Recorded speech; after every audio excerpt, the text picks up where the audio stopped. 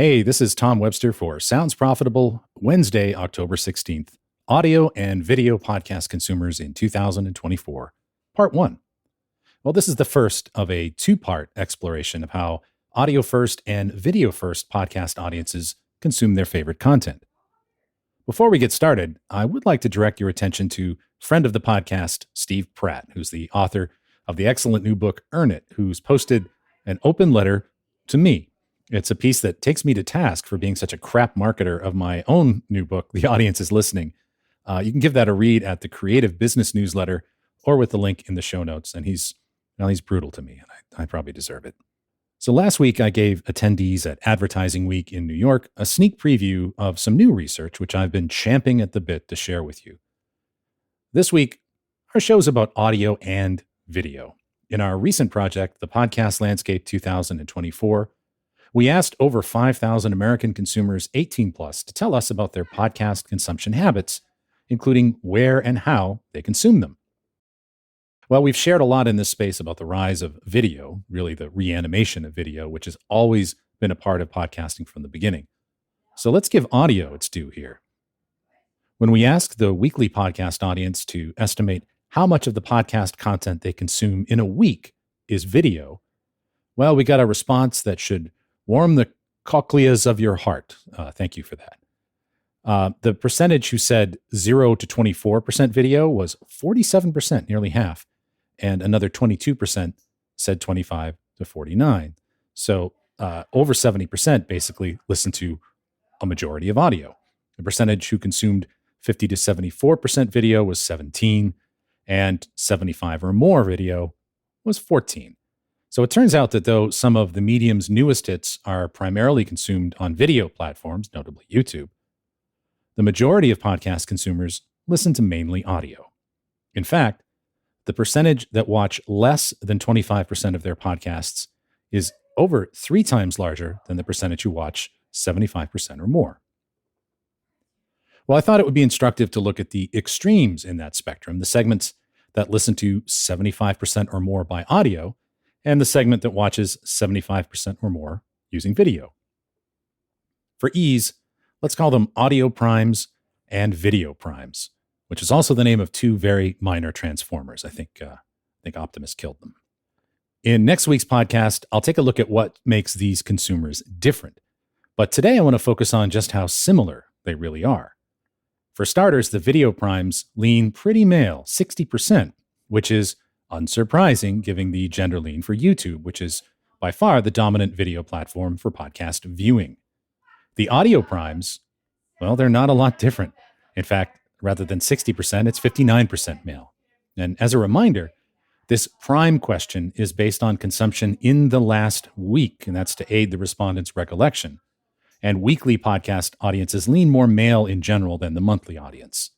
So it's safe to say that the opportunity to grow podcasting for the female audience is there for both audio and video. But what about age composition? Well, you might think that the video primes would be younger than the audio primes, what with all the reeling and the tick-tocking that the kids are doing. Well, if you thought that, prepare to be surprised. The audio primes are 37% 18 to 34 and 40% 35 to 54. Well, the video primes are 39% 18 to 34 and 41% 35 to 54. Those are pretty close. 55 plus, there's just a slight drop off. Audio is 23% and video 20% of 55 plus are video primes. So the video prime audience is a little younger, but not much.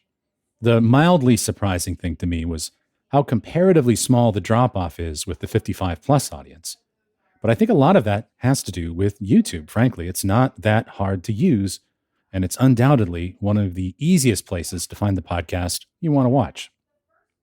So I'll say more about that next week, but for a nifty thought experiment, search for a podcast in your favorite audio podcast app. Search for the same one on YouTube and tell me what you see.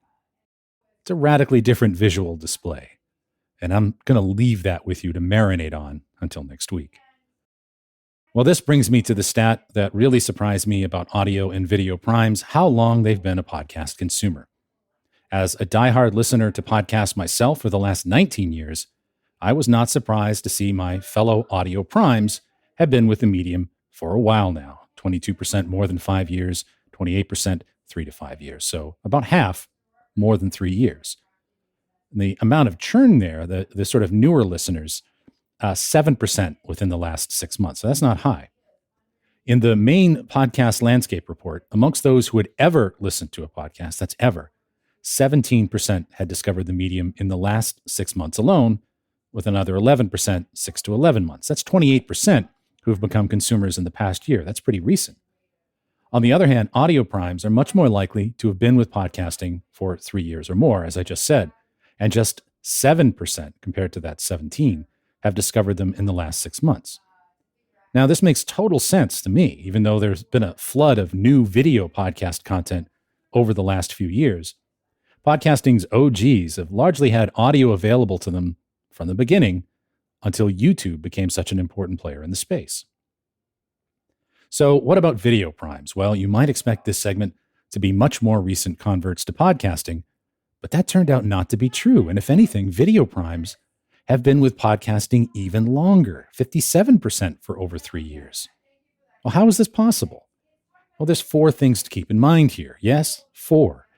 First of all, the last segment is more than 5 years, and it may be that if we had broken out a 6th segment of 10 or more, you'd see more of a bump with audio.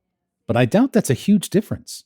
Let's not forget that the number one podcast by far is Joe Rogan. And as hard as it is to believe, the JRE on YouTube is 15 years old. Good Lord. The second factor to remember is that audio and video prime definitions were based on the percentage of content consumed in the last week, not the last month or ever. Now, that's necessary to get a decent estimate. Asking people to estimate over a month is a little too much math. So both prime groups are very active and very regular consumers of podcasting, and we know from multiple surveys that that's strongly correlated with time and service. It takes a while for podcasting to really become a weekly habit for many people. The third thing I ask you to remember here is that segments are not immutable or written in stone. People migrate as their behaviors change over the years. This is the first time we've really been able to break the data out in this way. But imagine if we could have asked this 5 or 10 years ago.